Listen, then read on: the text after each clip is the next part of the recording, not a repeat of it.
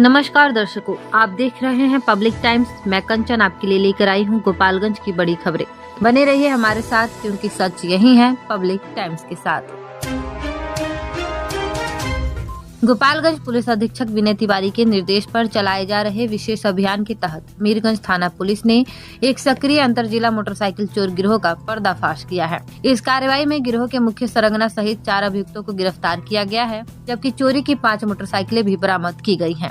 गिरफ्तार अभियुक्तों को पूछताछ के बाद न्यायिक हिरासत में भेज दिया गया है। हाथुआ एसडीपीओ आनंद मोहन गुप्ता ने बताया कि 11 फरवरी को मीरगंज थाना क्षेत्र में हुई मोटरसाइकिल चोरी की घटना के अनुसंधान के दौरान पुलिस टीम ने सीसीटीवी फुटेज का बारीकी से विश्लेषण किया। फुटेज के आधार पर मुख्य अभियुक्त बबी राम की पहचान हुई। इसके बाद 14 फरवरी की सुबह मीरगंज से पुरानी मछली हट्टा स्थित उसके किराए के मकान पर छापेमारी कर उसे गिरफ्तार किया गया। उसकी निशानदेही पर एक स्प्लेंडर मोटरसाइकिल बरामद हुई है। कड़ी पूछताछ में अभियुक्त ने स्वीकार किया है कि वह अपने साथियों के साथ मिलकर बैंक, क्लिनिक और भीड़ भाड़ वाले सार्वजनिक स्थानों पर रेकी कर मोटरसाइकिल चोरी करता था। उसके बयान के आधार पर पुलिस ने अन्य ठिकानों पर छापेमारी कर गिरोह के सदस्यों में अजय यादव, प्रिंस कुमार शाह और मोहित कुमार चौहान को गिरफ्तार किया है। जांच में सामने आया कि चोरी की बाइकों को शराब माफियाओं व अन्य अपराधियों को सस्ते दामों में बेचा जाता था। दिनांक 11/2/2026 को मीरगंज बाजार से एक मोटरसाइकिल चोरी हुई थी। सीसी फुटेज के आधार पर एक चोर की पहचान की गई। छापेमारी कर उसे गिरफ्तार किया गया। उसकी निशानदेही पे चोरी का मोटरसाइकिल बरामद हुआ। इसके पश्चात अन्य चोरी की घटना को उसने स्वीकार किया एवं बेचे गए चोरी के मोटरसाइकिल बरामद किया गया है। इस संबंध में 3 अन्य अभियुक्तों की भी गिरफ्तारी की गई है। इनके पास से टोटल 5 चोरी के मोटरसाइकिल जब्त हुए हैं। ये चोरी करते थे, क्या करते थे? ये मुख्य रूप से मीरगंज बाजार एवं अन्य बाजारों, भीड़ भरे इलाकों से मोटरसाइकिल का चोरी करते थे, जिसका उपयोग वो शराब तस्करी एवं अन्य अवैध गतिविधि में करते थे। सर, आपराधिक इतिहास है सर? हाँ, इन लोगों का पूर्व का भी आपराधिक इतिहास है। मुख्य चोर जो है वो बॉबी कुमार, वो भोरे थाना का रहने वाला था और मीरगंज में डेरा लेकर रहता था। सर, गिरफ्तारी कहाँ से हुई है लोग? मीरगंज में उसके डेरा से।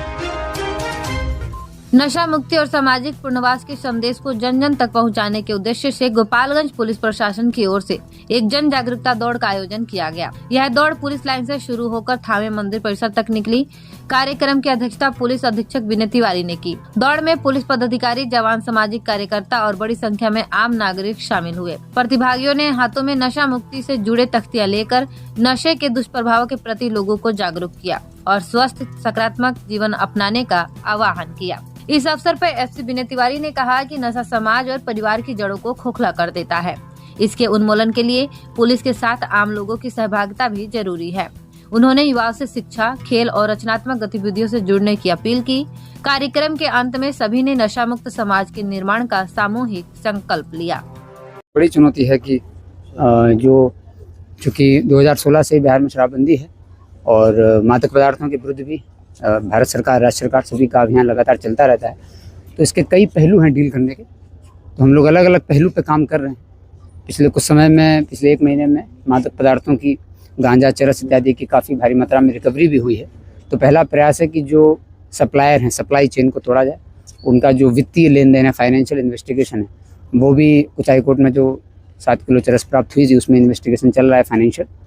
और जो ऐसे लोग जिन्होंने मादक पदार्थों की तस्करी से धन संपत्ति अर्जित करी है, उनके खिलाफ कार्रवाई के लिए तो इसके 3 अलग अलग पहलू हैं। सप्लाई चेन को हम लोगों को तोड़ना है, जो बाहर से माल आ रहा है उसको पकड़ना है बॉर्डर चेक पोस्ट पर। जो लोकल लोग हैं, जो व्यापारी हैं, जो शराब तस्करी के और मादक पदार्थों की तस्करी में शामिल हैं, उनकी भी सूची बनाई गई है, उन पर भी लगातार कार्रवाइयाँ हो रही हैं। बट इसका तीसरा भी एक बहुत बड़ा पहलू है कि डिमांड ही नहीं होना चाहिए। डिमांड नहीं होगी तो ऑब्वियसली सप्लाई में असर पड़ेगा। तो डिमांड के लिए हम लोगों ने ऑब्जर्व किया कि जो बच्चे हैं नई उम्र के, वो कई बार कई तरह के विवादों में फंस करके, कई तरह की जीवन की समस्याओं से जूझते हुए नकारात्मकता में प्रवेश करते हैं और फिर समाज के मुख्य धारा से कट करके एक अपना छोटा सा समूह बना लेते हैं, जहां वो नशे के कई अपराधों में भी ऐसा देखा गया। आप लोग को भी ज्ञात है, मैंने कई अपराधों के बारे में भी बताया है कि अभी अपराध हुआ, उद्भेदन हुआ है, तो बाद में पता चला है कि बहुत ऐसी प्लानिंग नहीं थी। गांजे के प्रभाव में, चरस के प्रभाव में, इन सब मादक पदार्थों के प्रभाव में आकर के आकस्मिक घटना कर दी गई। तो इन सब पर आपराधिक दृष्टिकोण से लगाव लगाने के लिए और जो ऐसे बच्चे जो मुख्य धारा से कट गए हैं और जो नशे और मादक पदार्थों का सेवन करने लगे हैं, उनको वापस मुख्य धारा में कैसे लाया जाए, इसके लिए हम लोगों ने चर्चा की अपनी टीम से तो हमारी पूरी टीम जो है उन लोगों ने सदर SDPO साहब, DSP line, headquarter DSP, cyber DSP, इन सब लोगों ने बताया कि सर एक ज़िले में पूरे हम लोगों को एक अभियान चलाने की आवश्यकता है। तो उसी क्रम में नशा छोड़ो जीवन जोड़ो का एक अभियान चलाया गया है। इसमें हम लोग प्रत्येक माह शुरू कर रहे हैं शहर भर में, ज़िले भर में। तो गोपालगंज ज़िले के जो लोग हैं उन सभी को मैं आज बहुत हार्दिक धन्यवाद देना चाहता हूँ कि अधिक से अधिक संख्या में लोग आए पुलिस लाइन में। और हम लोगों ने पहली बार ये 8 किलोमीटर का रन अगेंस्ट मादक पदार्थों की तस्करी के लिए, नशे से मुक्ति के लिए एक जागृति लोगों में, एक चेतना जागे, खास करके जो नए बच्चे हैं उनमें चेतना जागे और जो इसमें सेवन करते हुए रास्ता भटक गए या जीवन यापन का सहारा ही इन चीज़ों को बना लिया है, वो वापस मुख्य धारा में लौटें और ना सिर्फ ये बल्कि इसका मूल उद्देश्य हमारा ये भी कि हमारे जो पुलिसकर्मी हैं और समाज के लोग हैं अपने स्वास्थ्य के प्रति भी जागरूक हों, हम सभी भी जागरूक हों। पुलिस में भी बहुत बार ऐसा होता है कि काम के दबाव के चलते हम लोग भी अपनी फिटनेस पर ध्यान देना भूल जाते हैं। तो इसके कई पहलू हैं, उनमें से एक पहलू नशे के पदार्थों के विरुद्ध है और दूसरा स्वयं के स्वास्थ्य को सुधारना भी है और ज़िले में एक चेतना जगाना भी है ताकि लोगों के अंदर चेतना जागे। और जब लोग डिमांड ही नहीं करेंगे तो सप्लाई का कोई सेंस नहीं रह जाएगा। तो हम लोग चाह रहे हैं, इसीलिए आज 8 किलोमीटर की यात्रा हम लोगों ने रनिंग दौड़ प्रारंभ की पुरानी पुलिस लाइन से और गोपालगंज ज़िले के सभी नागरिकों के सहयोग से, उनकी प्रेरणा से और थावे वाली दुर्गा माँ की कृपा से ये 8 किलोमीटर की जो हम लोगों की दौड़ थी ये सफल हुई। सभी हमारे कर्मी, ज़िले के निवासी जो भी साथ में दौड़ रहे थे वो सभी मंदिर तक पहुँचे और हम लोगों ने इस दौड़ को आज समाप्त किया। महाशिवरात्रि के पावन अवसर पर बंजारी रोड स्थित पुलिस लाइन परिसर से भव्य शिव बारात निकाली गई। बिहार पुलिस एसोसिएशन के सहयोग से आयोजित एक शोभा यात्रा में भक्ति, उल्लास और अनुशासन का अद्भुत संगम देखने को मिला। हाथी, घोड़ों से सजी बारात और आकर्षक झांकियों ने शहरवासियों का मन मोह लिया। शिव बारात की शुरुआत विधिवत पूजा अर्चना के साथ हुई। बाहर से आए कलाकारों ने भगवान शिव, माता पार्वती, गणेश और शिवगणों की मनमोहक झांकियां प्रस्तुत की। डमरू की गूंज और भक्ति गीतों पर बम बम भोले के जयकारों से वातावरण गुंजयमान हो उठा। इस अवसर पर सदर विधायक सुभाष सिंह, जिला परिषद के पूर्व अध्यक्ष ओम प्रकाश सिंह सहित कई गणमान्य लोग मौजूद रहे। सुरक्षा व्यवस्था में नगर थाना प्रभारी प्रवीण प्रभाकर सक्रिय रहे। शिव बारात ने शहर में आध्यात्मिक और उल्लासपूर्ण माहौल बना दिया। गोपालगंज जिले के उचका गांव थाना क्षेत्र में शाखे गांव के समीप रविवार को तेज रफ्तार बाइक अनियंत्रित होकर सड़क किनारे लगे बिजली के पोल से जा टकराई। हादसे में बाइक सवार 2 युवक गंभीर रूप से जख्मी हो गए।